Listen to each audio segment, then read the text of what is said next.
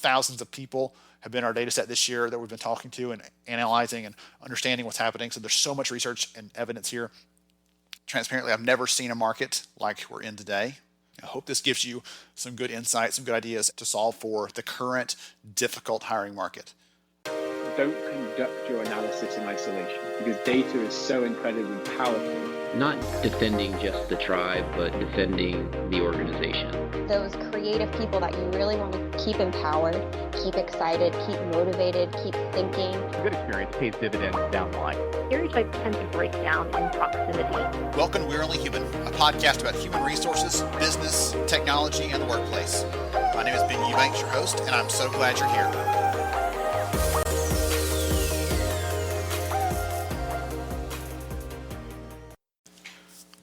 Hey everyone, it's Ben Eubanks. I hope that you're doing well. You know what? I've gotten a couple of requests in the last couple of weeks from HR and talent leaders who are looking at the current hiring market and they're looking for advice. They're looking for tips and suggestions and they want some help.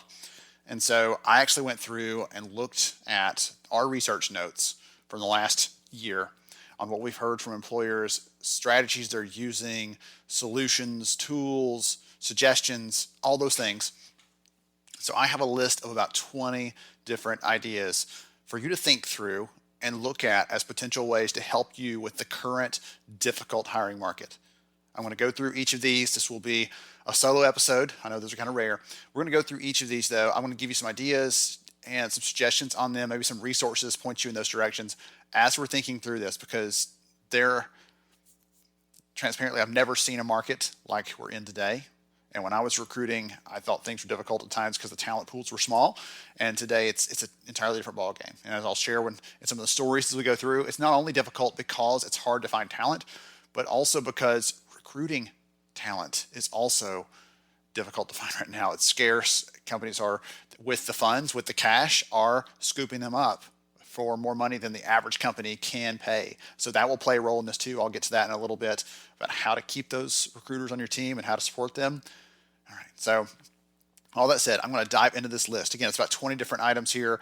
I'll try to make sure and list the resources in the show notes for this episode so you can check that out. And you can always find the podcast archives. You can subscribe. You can do all those things at lhra.io/podcast. So lhra.io/podcast for Lighthouse Research and Advisory. Okay, enough said. Let's dive in. Number one, the thing that we've seen consistently and had a chance earlier this year to speak to a group of construction leaders who are trying to hire right now, and they were all talking about the challenges. One of the big things that came out was it's really important to have a simple and easy apply process. Yes, you should ask for more than their name and their email and the resume, but it should not be a 25-minute process that requires you to get onto a desktop computer in order to complete this. It should be mobile friendly, it should be short, it should be sweet and specific. The research shows that a significant portion, the majority, depending on the job role, the majority of traffic for some roles comes to your website, looks at your jobs on a mobile device.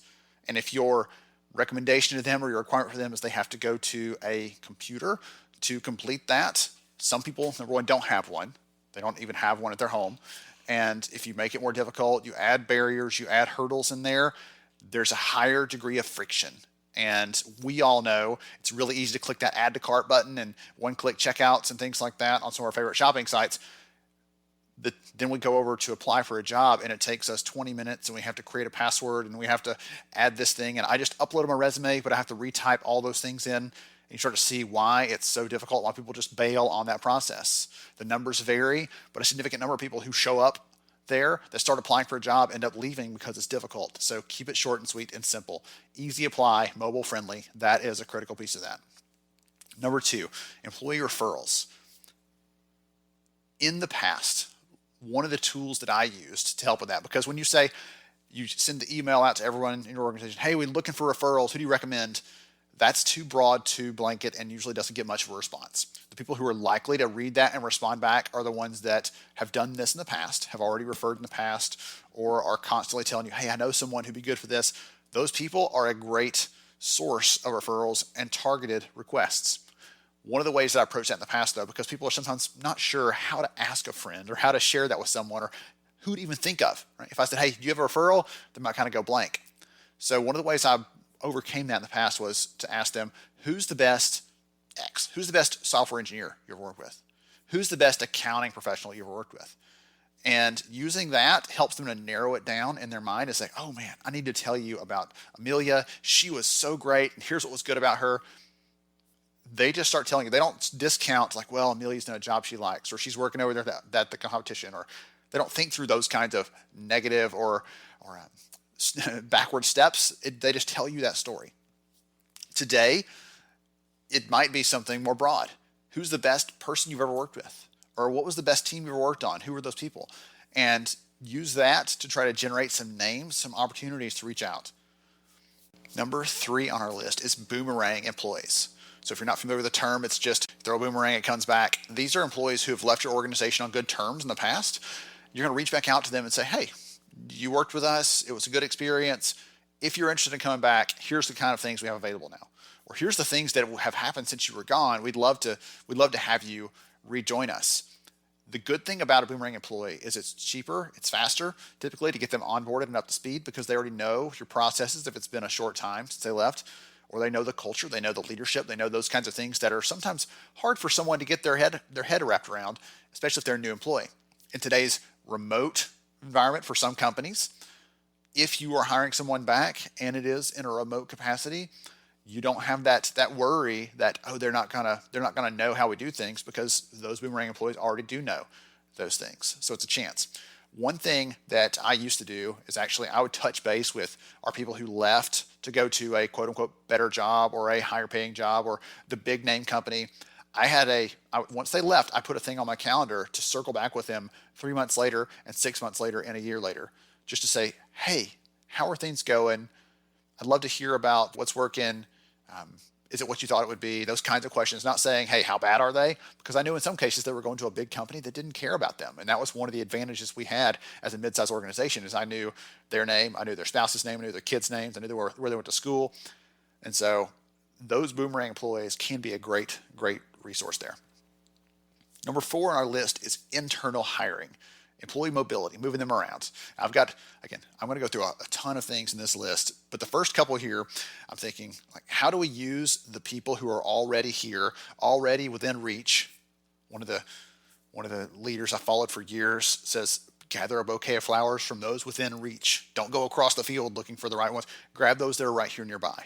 And this is the same case here. Let's look at the people we have already as a source of referrals, as a source of, we had them at once, let's bring them back as boomerangs, or let's use the people we have and develop and grow them up into new roles. I want to touch on this one a little bit later too as well, because this fits into another part of this bigger conversation. However, look at who you have, look at what they can do, and coach and train and drill into your managers. They need to be asking the question, what do you want to do? How can I help you? What do you want to be next? What are your career goals? Asking those open-ended questions, not, are you happy in your role? Because that's a yes or no. Don't ask someone something that's a yes or no question from a manager perspective if we're talking about this mobility stuff.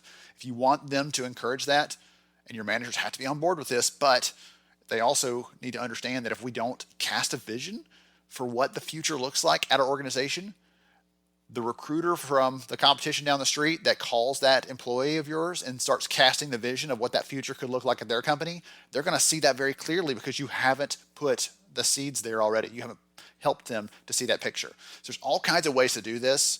Years ago, Chipotle made a decision that they would never hire a store manager from, a McDonald's or from a Taco Bell or from someone else because the managers turned over more frequently. So they actually started looking at, we're going to move people up in the business, move them into those roles. And they actually began to pay a bonus to leaders who coached and mentored and developed someone to take on a new leadership role. So there was some incentive there as well.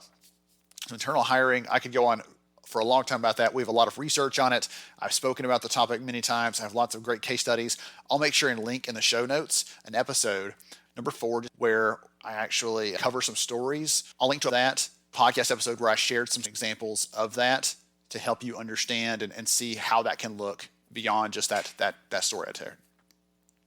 Number 5, know the pay. If you make an offer to someone, you make an offer and it's based on the pay rate that you set last year or 2 years ago or 3 years ago or, heaven forbid, 5 years ago or something even farther back, you are going to be sorely disappointed, and that candidate may be offended, honestly. Salary inflation is a real thing. Just like in the housing market across the United States, at least in the last year, houses are, everyone is going for houses. There are more people that want a home than there are homes available, and so the price shoots up. It's simple economics. The same thing is true here. There are not enough people going around. Participation rate in the labor force is below what it should be or what we expect it to be. And so all these different factors that fit into that, it's a big discussion there, mean that there are more jobs that we're trying to fill than there are people available to fill them. Pay inflation, salary inflation is a real thing. So know the pay. If you don't have good salary data that's up to date, there are some great partners on that. We're about to release some new research on some of the biggest and best providers across from small businesses all the way up to large enterprises for compensation data and for just managing your comp process and structure and job levels and all those kind of things to make sure that you are doing this the right way. Number 6, on a related note, expect a counteroffer. Expect that. Don't be offended. Don't be upset. Don't be surprised. Expect the counteroffer. When you're talking about the offer you're going to put on this person, say with the hiring manager, say, and if they come back and say they've got a different one, what is the highest we do? What is the maximum we could pull off? And have some conversations about that so you don't drag the process out with 3 or 4 days of negotiations after that. Know that you should expect a counteroffer. If you don't get one, be happily surprised, but expect that. Number 7, rethink the requirements you have on this job. I had a conversation with Jamie McCall. Hey, Jamie, she's probably listening to this. She is the talent acquisition leader at HJF. They do medical research, things like that, and they're an incredible organization. She told me that they've had some difficult roles to fill, and they actually, after they'd kind of butted heads a little bit with hiring managers, things like that, they actually dropped a requirement or two, and that led to some new candidates in the pipeline. And once the hiring manager saw them, said, hey, actually that person can do this job, and we'll train them up on any little gaps they might have. But they rethought those requirements. We used to call them, everybody calls them like purple squirrels, like it's such a unique candidate. They have these 87 qualities we have to have. Hiring managers have to understand that the world's different today. I talked to a leader last week, and she told me 10 years ago, I told people, hire the best person you can find. Forget about the whole training thing. Hire the best person you can find because the candidates were plentiful. You could find anybody you wanted to, and they'd be willing to come along because the jobs were more scarce. Today, the opposite is true. Hire with the intent to train someone. Hire someone with the right attitude because it's really hard. It's really hard to change that once they come in. But if you find someone with the right attitude who's willing to learn and willing to serve, you can grow them into almost anything. So thank you, Jamie, for that tip. Appreciate that. Number 8, look at some overlooked talent pools. You might be thinking we're posting jobs. Right? Maybe you're doing some diversity specific hiring, or you're focusing on some of those kinds of sources. That's a great idea. That's one of the things that employers are doing in our research to try to target and target their more diverse hiring populations. But there are other areas too that you can think about. For example, veterans.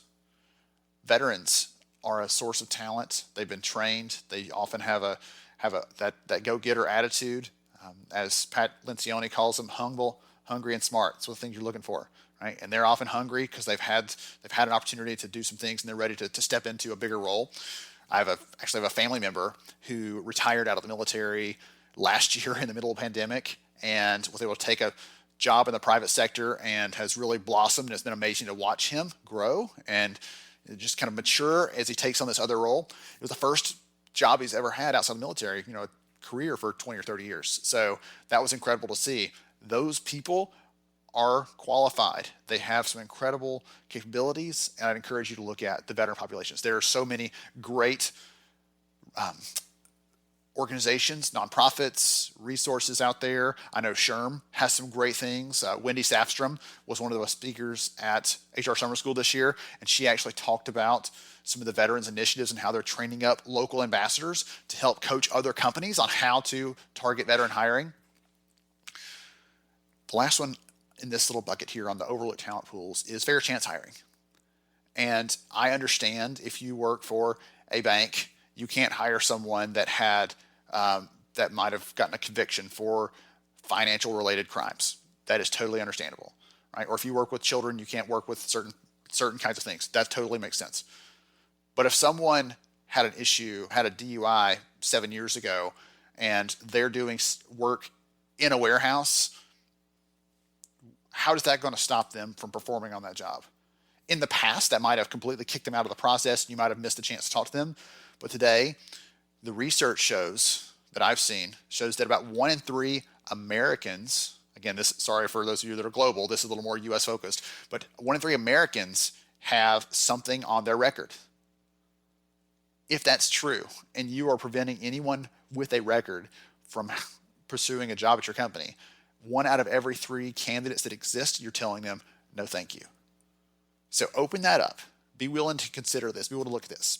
I had a chance to interview Arthur Yamamoto. He's the head of talent acquisition at Checker. And they actually do a lot of work with organizations that are trying to step into fair chance hiring. And they have some tools to help you do this. So it's not just you making guesses or having to consult your attorney on that, but they have some really helpful resources to guide you along that path, because that's what that company does. And one of the things that he told me that has stuck with me ever since is it's not about lowering the bar and taking someone who's less qualified. It's about lowering the barriers. You can still expect the same qualifications. You can still expect the same capabilities, but it's about lowering those other barriers that are kind of artificial in this case, that are preventing someone from being capable of doing that. Same with the veterans piece. There are organizations dedicated to supporting this. I did a quick search before I started recording this. I found an organization that's they'll certify your company as a fair chance hiring organization. Others will help to connect with that talent. And I'll give you a quick preview. I have an episode coming up with an organization called Televerde. I always call them Televerde, but Televerde is how they pronounce it. They're based out in Arizona, I believe. And one of their things they do inside the organization is they actually have call center employees. They do something I've never heard of. They actually go and partner with prisons and hire the women in those prisons to do call center work. So those are paid employees of the company. They earn a paycheck. And not only does that allow them access to talent that no one else is looking at, but from the perspective of the women who are impacted by this opportunity, who are given the opportunity to do that work, they are actually coming out after serving their sentence. They're coming out of prison with some financial resources, with some job skills that they can use to help change their lives. That's a big commitment. That's a long game play. But for them, it's been incredible. And it's been an amazing resource. And I'll tell their story on an upcoming episode of the podcast. We'll share an interview with their head of HR and how they make decisions and how they approach those things. So we'll get into that.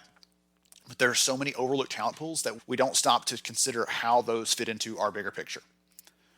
Speaking of overlooked talent pools, number 9 here, older workers.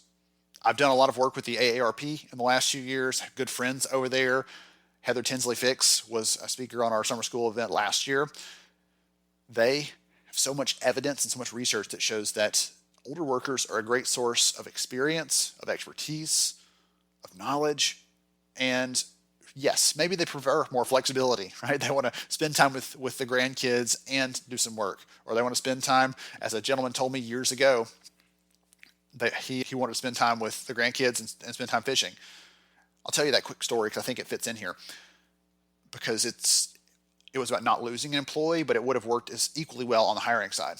We had an employee who turned in his notice, his resignation. And I was like, man, the customer loves this guy. His team likes him and respects him. We liked and respected him. He didn't ever cause any issues for us and seemed to be doing well. So I reached out to him and said, hey, what's going on? He said, hey, I'm just tired. I want to spend time with my grandkids. I want to go fishing. I just want to do some hunting, just kind of take it easy. I said, are you liking the work? He said, I love the work. He said, this is so exciting, because he was actually supporting the military community and he really believed in the mission of what we're doing. I said, let me get back to you in a little bit. Just hold on to this because I've got an idea.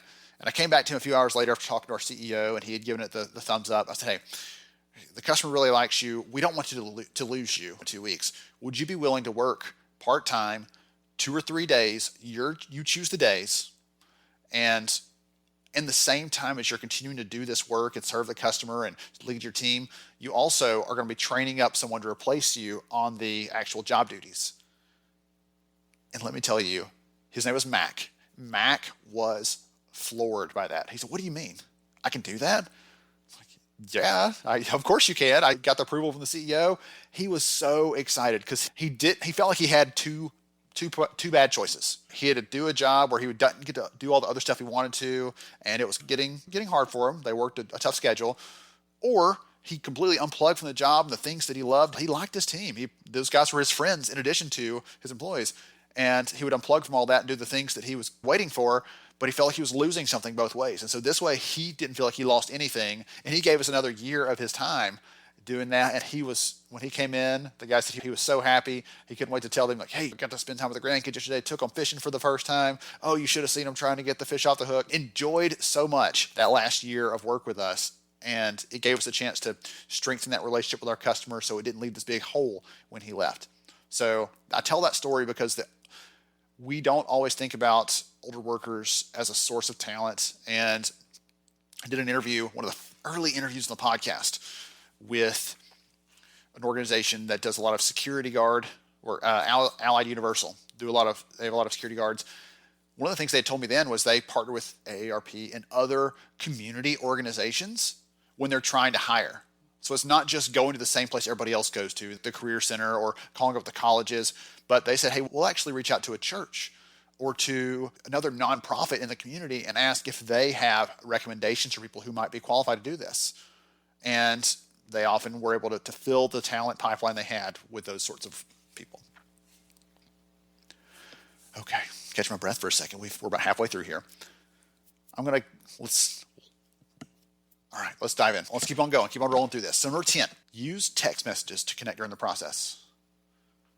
Well, I've talked about all these relationships and talent pools, everything else. Now I'm going a little different direction. So use text messages. Use that as a way to connect with people.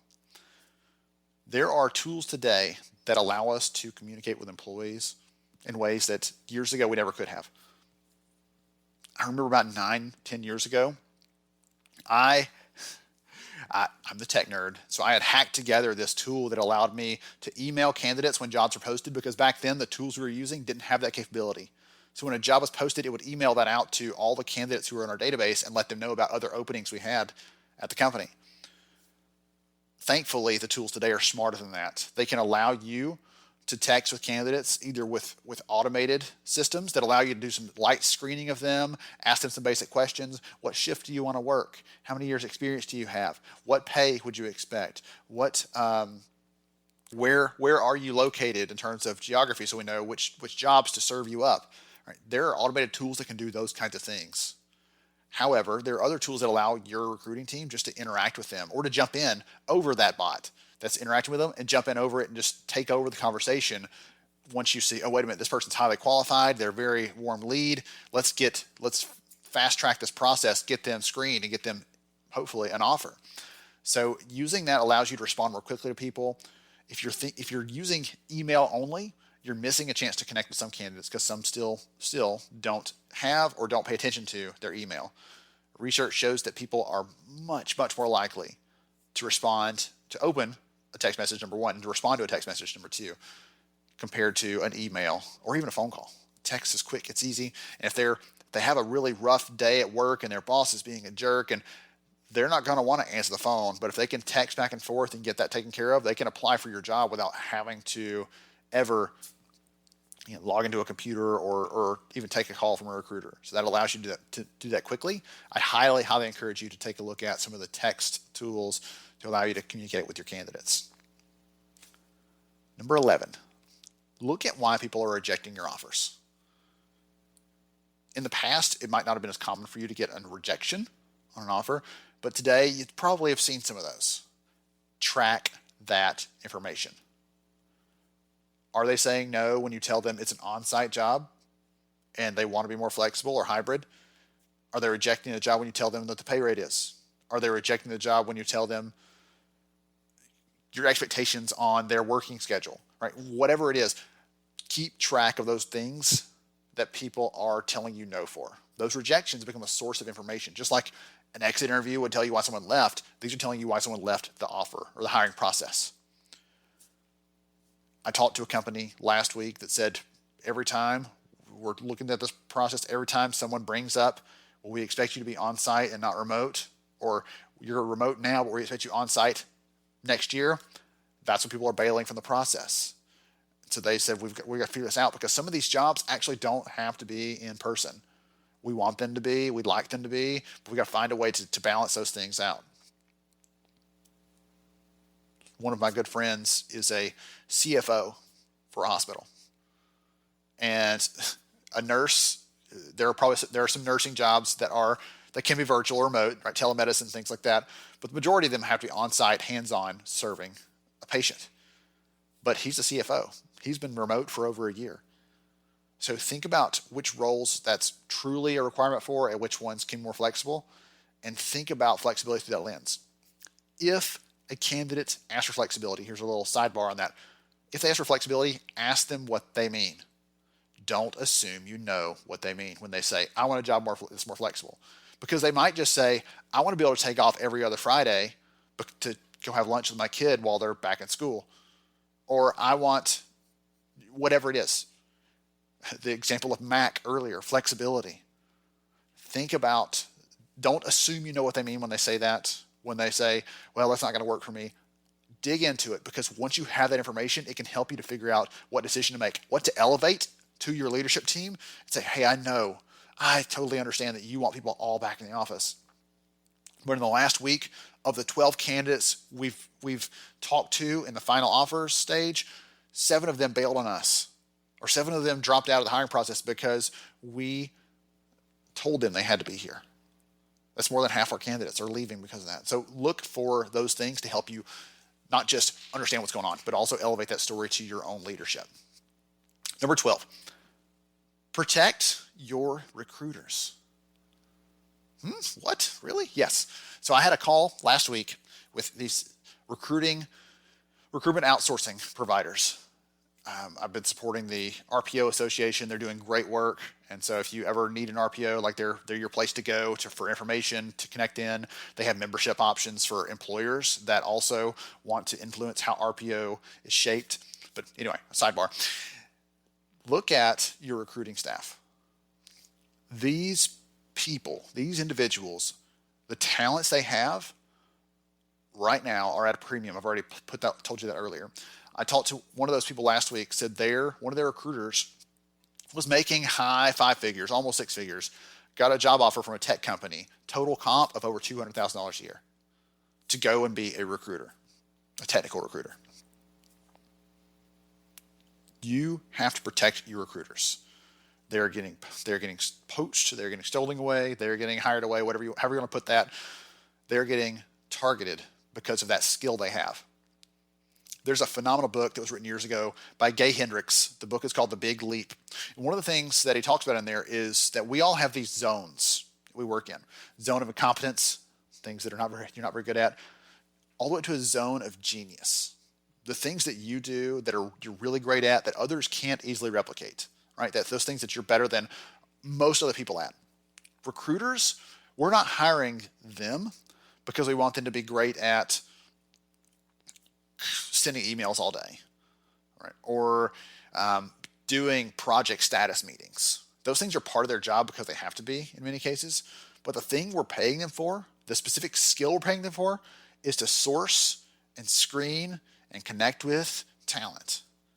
And so if there's a way for us to keep them from doing those other things, protect them, shield them from some of the other stuff that's drawing them away from that, so much the better. I know a lot of hiring managers right now are getting upset, to put it mildly, because they can't find the candidates that they need, and they're probably getting a little frustrated about that. Can you protect or shield your recruiters from some of those frustrations? If they're doing the good work, if they truly are working hard and it's just a symptom of the bigger issue in the talent market that we're in right now, how can you protect them? Right? Maybe you need a project manager on the recruiting team to help be the interface for communications, to make sure that all the right comms are going out on the candidate side or on the hiring manager side, keep people in the loop without that recruiter having to disengage from that really important task they're doing of sourcing talent and have to turn around and tell everybody, well, here's all the things that I've done today, and then go back and plug back in. Look for ways to protect them. It could be that you spend time with them from a leadership perspective. Hey, what do you need from us? How can we support you? What tools do you need? What, do you need a little bit of, do you need to take Friday off? Like what can we do for you? Because it's a high pace, high challenge right now. And that's the market, just like we're talking about more broadly with our people leaving the organizations and losing the talent we have. Losing one of your recruiters is a much, much bigger deal because they're the ones that are in charge of trying to keep you afloat in this really tough place right now. Number 13, think about the benefits you're offering. Go beyond the healthcare stuff. Right? We all expect medical and dental and those kind of things, but look for other things you can do. I talked to a CHRO last week that said one of the things they've seen be helpful for some of their populations they're trying to serve are fertility benefits, wellness and well-being, mental health. He's using those as a lever to start conversations and connect with candidates the things that they need and they want from them. What about childcare? Last year, I had a chance to interview Danielle Bowie. She's an HR business partner, HR leader for an organization up in the northeastern U.S., and they actually had partnered with Bright Horizons to do this childcare support for some of their medical research staff. These people had to work. She said it's a strange place because a lot of husband and wives are actually working there. A lot of spouses are working there together, and so there's to have one of them there means the other one's got to be gone, and it was difficult to balance those things out. So they asked them, "What do you need from us? How can we help? Because this is so hard, and we're trying to do this critical medical research right now." And they said, "Hey, we just need childcare help." So they actually set up a dedicated childcare just for the employees of that organization with a partner. Right? It wasn't about the company just doing it all. They said, "Hey, Bright Horizons, help us out." And so they came in and supported them setting up this childcare center for their employees during those really critical early days when they were trying to figure that out. And that was a way they were able to create a benefit for people that really connected with them, that really served the need they had. So ask your people what they want, understand what they need. If you hear something in the hiring process, again, just like on the keep track of rejections, keep track of those things you're hearing about, because that can be a resource for you when you're going back to your leadership saying, here's what we're finding and here's what we're hearing. Here's the gaps we have that people are asking for. We need to invest in this if we want to be more appealing on those levels. Number 14 on this list is break your jobs into critical skills. So this is more of a nuanced one, but follow me here. Hire for those critical skills. Hire for those things that are really specific. And then outsource or automate or hire at a lower level for the less critical skills. I'll give you an example just to kind of paint this picture a little bit. If you're at a doctor's office, that office manager keeps up with time and payroll, training, customer service, and probably a dozen other things, right? Inventory, just keeping track of everything. If you could outsource payroll to a reputable provider, that saves a chunk of time each week for the more important and business critical tasks that person's doing, like making sure we have the right medical supplies in stock at the time we need them, or training the new person who's coming in on our policies and procedures. Think about the roles in your organization. Those critical skills for some of those roles, how can you break the jobs down into smaller pieces?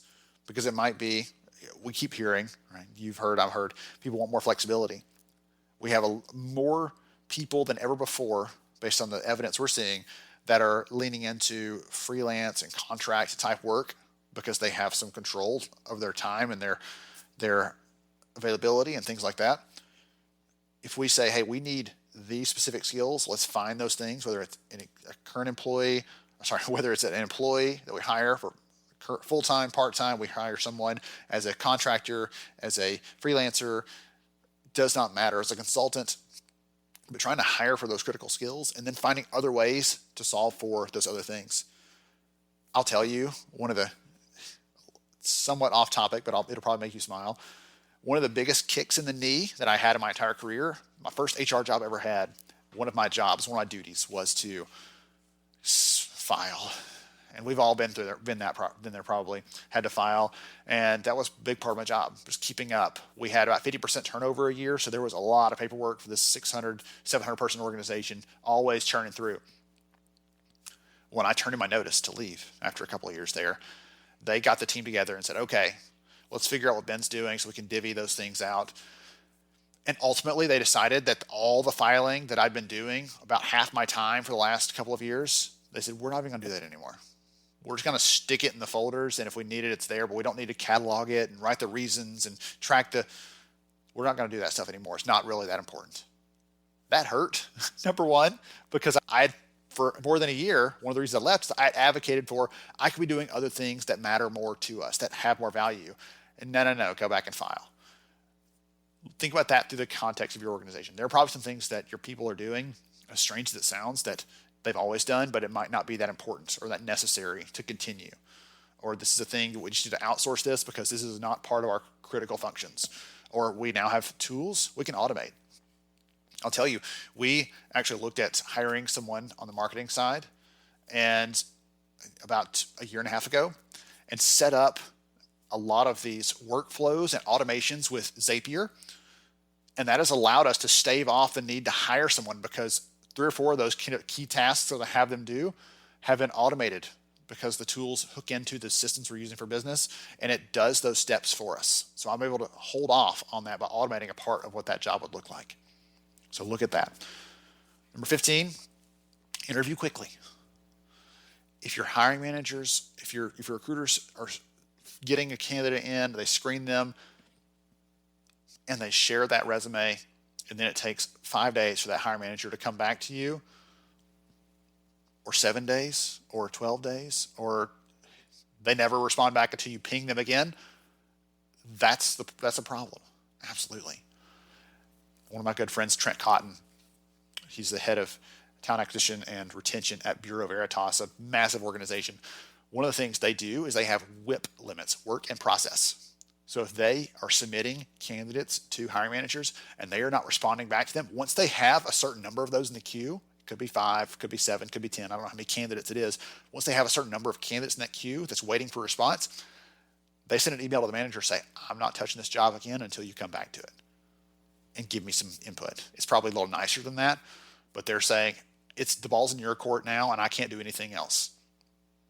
I think that's a great way to approach that. If you want to learn more about that process, by the way, Trent has a phenomenal book, Recruiting. I'll make sure and get that one into the show notes so you can get the link to that book and check it out. It's an amazing resource. I'm actually going to work with him very soon to put together a course on sprint recruiting because it talks about how to take a more agile approach to this. And it allows you to work with hiring managers on a common ground and set priorities and understand what they need from you. Number 16, retain.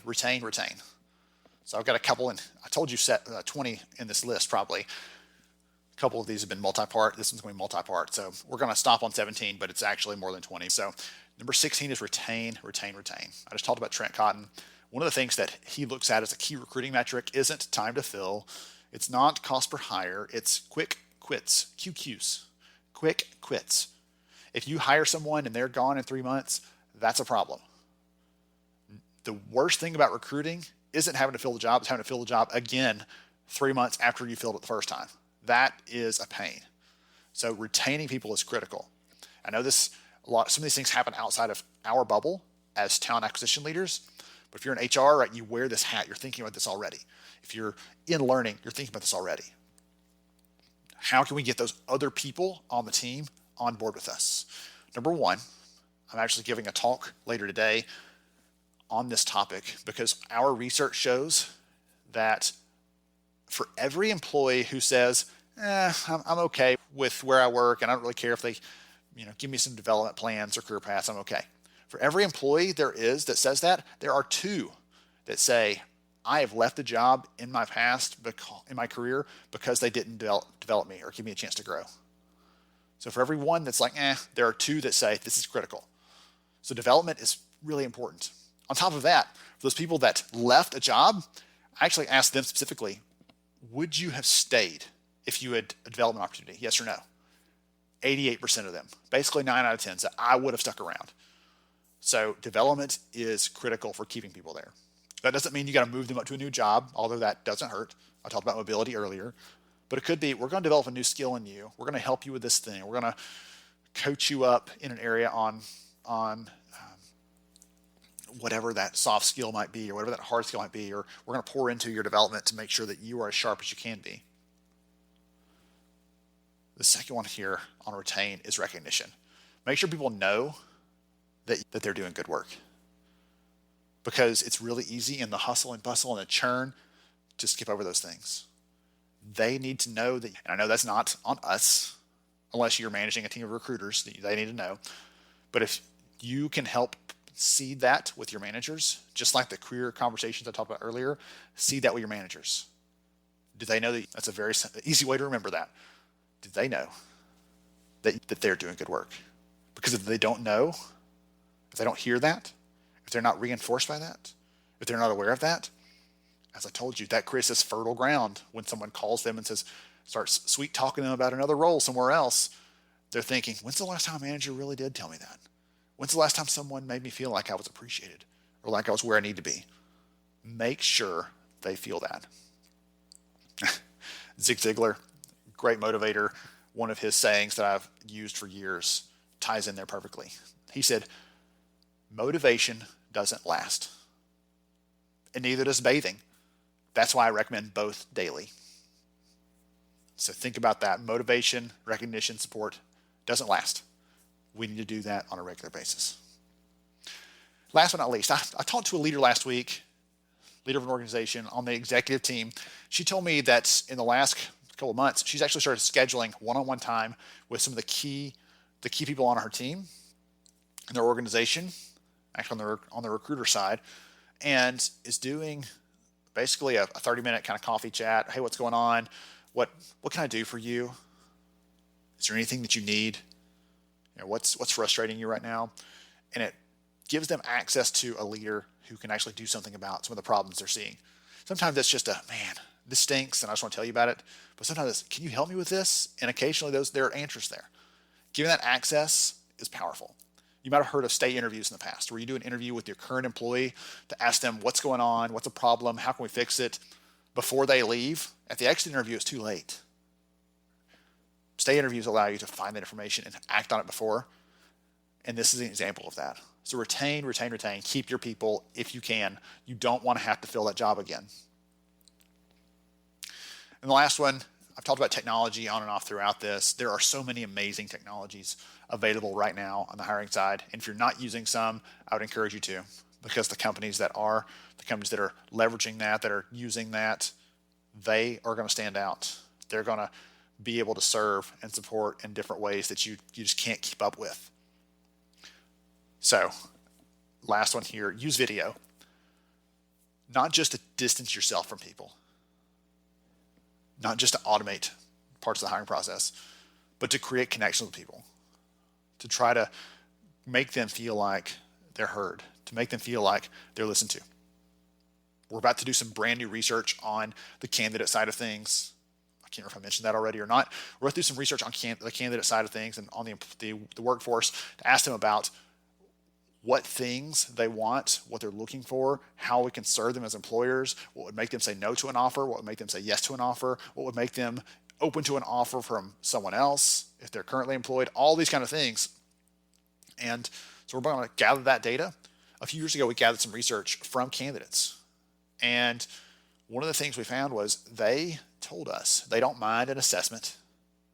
They don't mind video, automated video in the hiring process. They don't mind those things, video interviews, as long as there's a connection to the job they'd be doing. It's easy to use this to set yourself apart. A lot of other companies will have them go through this template process. That's the same for every candidate, whether you're working in the warehouse or you're going to be the accounts payable clerk or you're going to be the new security guard. Like, everybody goes through the same process. Use those interviews and those opportunities to connect with someone and to give them a chance to show off what they can do. Because we found in that research on the candidate side, candidates said, if I get a chance to show what I can do, to talk about my capabilities, to show my strengths, not just what are your greatest weaknesses, what are your greatest strengths, but I get a chance to talk about how that relates to the actual job, that gets me excited about the hiring process. So think about how to weave that into your hiring process. I hope this list has given you some ideas, some things to think about. Is this exhaustive? Absolutely not. There are other things, there are other opportunities. We'll be looking at trying to bring in other talent leaders who are seeing some successes and some innovations to bring their stories together and help share with you. But this is based on interviews with dozens of leaders, research on candidates, research on learners. Thousands of people have been our data set this year that we've been talking to and analyzing and understanding what's happening. So there's so much research and evidence here. I hope this gives you some good insights, some good ideas. And please, as I said, check out the show notes for this episode. You can find that information, lhra.io/podcast. If it's easier for you, go to onlyhumanshow.com, onlyhumanshow.com. And you can see the podcast links, everything else there for the show. You can get that information. Please, one last thing, one last ask. I've spent a lot of time here sharing ideas with you and trying to give you some insights and things. Please share this episode with someone else.